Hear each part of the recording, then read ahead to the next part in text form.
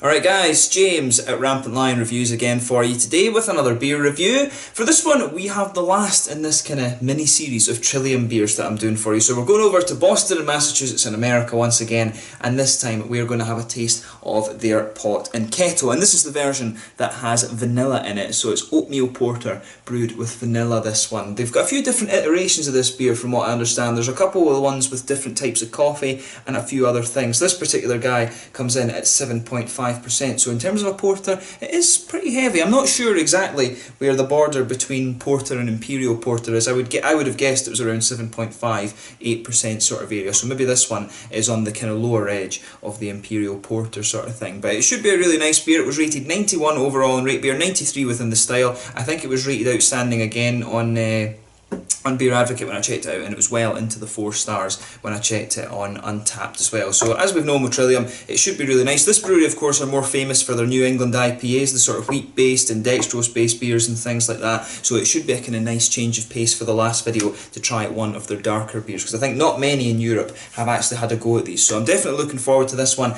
and as always I hope you guys enjoy my take on the beer. So anyway, as is usual with my reviews then, I'll tell you a little bit about the brewery. If you want to get straight to the tasting, of course, just fast forward. All the usual links are in the description below. Brewery website, link to my other reviews that I've done from Trillium before. Hopefully I can do some more in the near future. There's all the usual social media. If you want to see more beer reviews, do please consider subscribing to the channel. The whole channel has a geography based tagging system, so you can go into the home page and search for beer based on country, city, state, prefecture, county, whatever it is you're interested in. There are playlists there for the beers from different countries as well. There is one for the American beers that I've reviewed for you. That's constantly being added to, and as always please do get in touch and let me know some of the other beers and breweries that you guys would like to see me review. It's always great to hear from you guys that are watching the videos, and the support that you give the channel is hugely appreciated. So anyway, to tell you a little bit about Trillium briefly then. So Trillium Brewing Company, as I've told you before, opened in March of 2013, and they were founded by JC and Esther Tetro, and apparently these guys just started brewing together to celebrate their marriage, and they enjoyed it so much they decided to go professional and start their own company, basically diving right in. So the brewery were initially based in Fort Point in South Boston, which is of course what their pale ale is named after,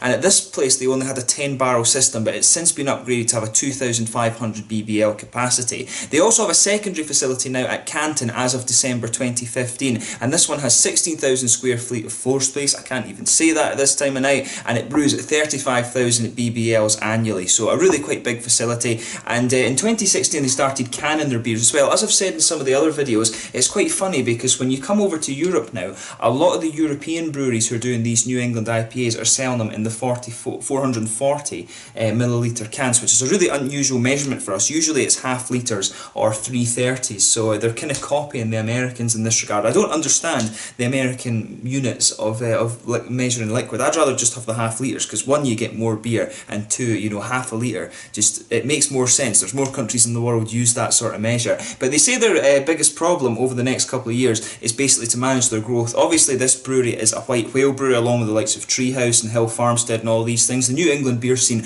really is kicking off these days, but apparently when you go to the brewery and stuff, you can sometimes see queues when they're releasing special beers and stuff. But my mum and dad brought me these 6 beers back from Trillium, and they've all been pretty damn good so far actually, so definitely looking forward to having a little bit of a change of pace with this one. But that's all you need to know about the brewery just now. As I say, check out the brewery links and stuff in the description below, and you can see my other reviews of the Trillium beers as well. So anyway, let's get on to this one itself. So like I said, the Pot and Kettle, it's an oatmeal porter. This is the particular version they've done with vanilla. There's other ones with coffees and stuff like that. Comes in at 7.5%. The specs on this beer, the malt base in this one is American Two-Row, Pale Chocolate, Black, Carafa 3, Cara Munich, C120 and C80 malts, and there's also some rolled oats in there as well. And the hops are Columbus. And I'm not sure about the yeast strain. They don't really say anything on their website about the yeast strain, but like I said, 7.5%. I'm not sure whether you would class this still as a porter or an imperial porter. I think it's on the sort of bottom end of the imperial porter scale, but as we've seen with the other Trillium beers, there's some really nice sort of pencil style artwork on it. I really do like the artwork on these cans. Many European breweries are copying this almost kind of minimalist style artwork that you get on the sort of I'm saying it, there's copying this kind of minimalist artwork that you get on the Trillium cans. I really can't speak tonight, guys, but there you can see, there's the Trillium flower in the bottom there, that's their symbol, Pot and Kettle, oatmeal porter, and yeah, nicely presented can, as I say. So without further ado, let's get this guy open and we'll get on with the tasting. So yeah, nice wee bit of smoky opening there. and we'll get it out and into the glass. As you would expect from this beer, nice sort of ebony rosewood colour, as we can see. So yeah. Oh, and you can smell that vanilla coming off it. One of the things I really love is imperial stouts and imperial porters and things with vanilla. I just, just hits the spot for me. But yeah, as you can see with this one, there's a nice dark ebony rosewood colour, solid, about 3/4, 2/3 finger of a frothy beigey tan head on this one. This one's definitely a little bit more frothy than some of the other ones. There's some big bubbles sticking towards the side of the glass and a few little ones just going up towards the bottom of the head. And let me just let you see that with the camera, but it looks a really, really quite nice beer. But yeah, let's take a closer look at the aroma then and see how we get on. As I was saying, you can smell quite a lot of the vanilla coming off this. When you've added vanilla to it, that is to be expected, but let's look at it more closely. Oh, that smells nice. If I was blind smelling that, to be honest with you, I would probably tell you it's an imperial stout. I'd pick up the vanilla and say that's probably an imperial stout. But yeah, that smells really nice. So vanilla, of course, is coming out straight away. It's quite a sweet, smooth, almost milky vanilla that's coming out of this one. You can smell it's almost like a bit of a milky chocolate in there. You can get a little bit of the sort of roasted elements that you'll get from the carafa and things like that underneath too. But there's a good bit of brown sugar. It does come across as quite sweet and quite biscuity. That'll be the Cara Munich malt. I always love the Cara Munich malts. It's an awesome thing to put in German Dunkel beers. Love it. One of my styles that I've really got back into recently, German Dunkel beers. Make sure you check out my reviews of the Hofbräu Dunkel and all of these kind of things. I love that style of beer. Peter over at the Clue the Strinker, he loves that as well. Make sure you check out his. But yeah, lovely smelling beer this. Yeah, you can smell a little bit of the earthy hop, but really the main aromas to pick out from this one, it's vanilla, sort of sweet milky chocolate. You can pick up a little bit of the roasted black malt in the background, a little bit almost, not quite coffee-ish I would say. But yeah, you can smell there's a nice bit of bready character in there as well. Some brown sugars, the sweet, kind of caramelly, biscuity German malts coming out. And you can pick up just a little bit of earthiness from the hops too. But it smells great. As I always say, take a little bit of time and enjoy the aroma of the beer before you get stuck in. But let's have a go at this now. So this is the Pot Kettle, the vanilla version from Trillium Brewing Company over in Boston, Massachusetts. Once again, a big thank you to my mum and dad for bringing these beers back with them. Sláinte.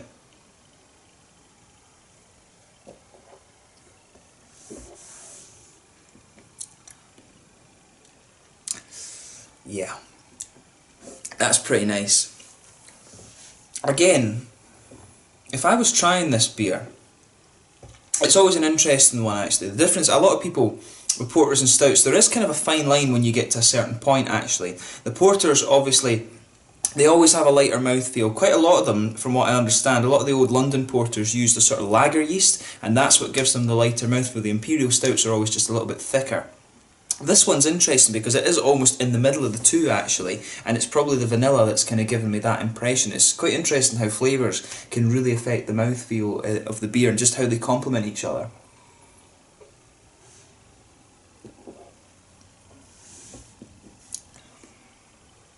But yeah, that's really nice. The first thing you're going to notice about this one is just how smooth it is, and the vanilla comes out in a really, really nice way as well. So yeah, with this one, it does have an element of that lighter mouthfeel, and once your mouth adjusts to it, you really start to notice that. It's a little bit hard in the beginning, but you do start to see why it's a porter rather than a stout.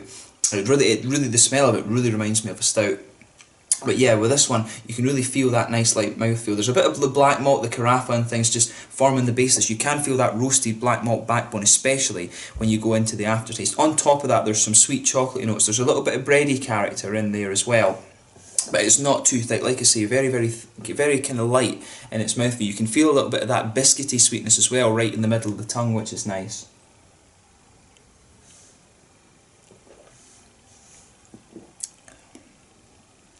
But yeah, that's really nicely done.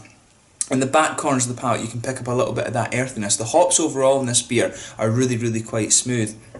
Columbus is an interesting one to use actually in a porter. I always thought there was some other ones, I forget the name of it now, but the Americans like to use different hops and things. Some of the English hops like, what's the one, Fugels and things like that, they can go really well in porters and stuff. I always think English hops are really good in dark beers like stouts and porters and things, but the Columbus really seems to work well with this. You've got smooth earthiness, that just comes up along the side of your palate. It smooths out a little bit. There's a wee bit of grassiness. You can pick up a little bit of grassiness around the front kind of curve of the tongue and the sides and things like that.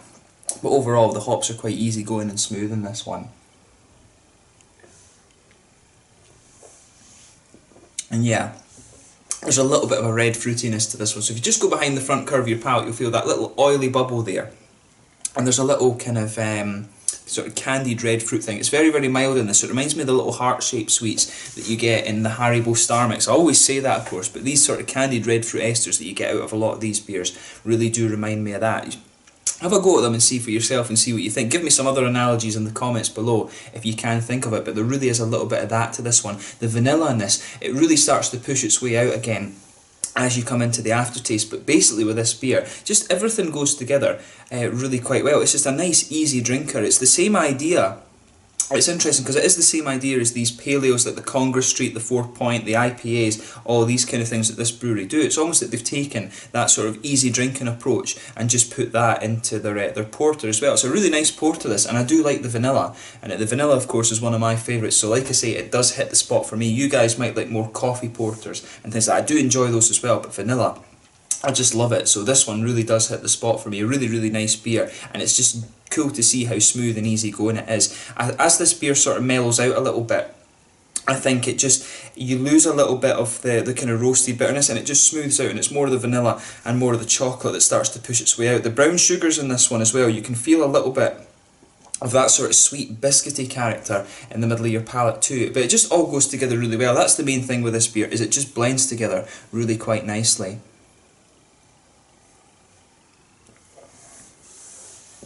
So yeah, I think that's a nice way to kind of sum it up. It's just a really nice, easy-going drinking beer. Very, very smooth is the thing I would say about that. Other porters I've had can be a bit lighter and kind of more crisp and things, but this one is just very smooth and easy-going, which is nice. So in terms of the mouthfeel then, mid-bodied, carbonation is very smooth, like I was saying.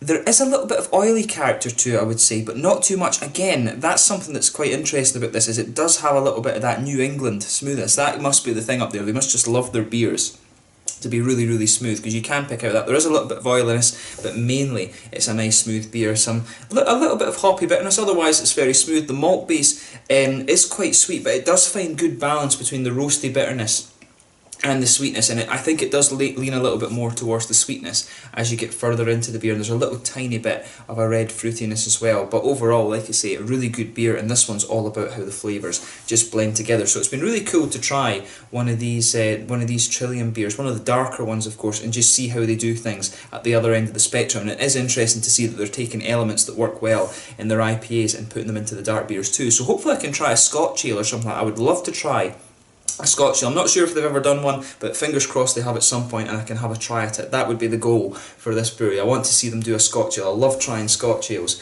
from different parts of the world. But yeah, really nice beer, this one, the Pot and Kettle vanilla version from Trillium Brewing Company over in Boston, Massachusetts. So yeah, once again, thank you for watching my beer reviews. Until the next time, please like, subscribe, share, all the usual YouTube stuff. Let me know your own thoughts on this beer in the comment section below. Let me know what your favourite beers are from the brewery, as I always said, and I will catch you guys very soon. It's been really cool to review some of these Trillium beers for you, and I hope you guys have enjoyed the videos. Slange just now, the Pot and Kettle vanilla from Trillium over in Boston.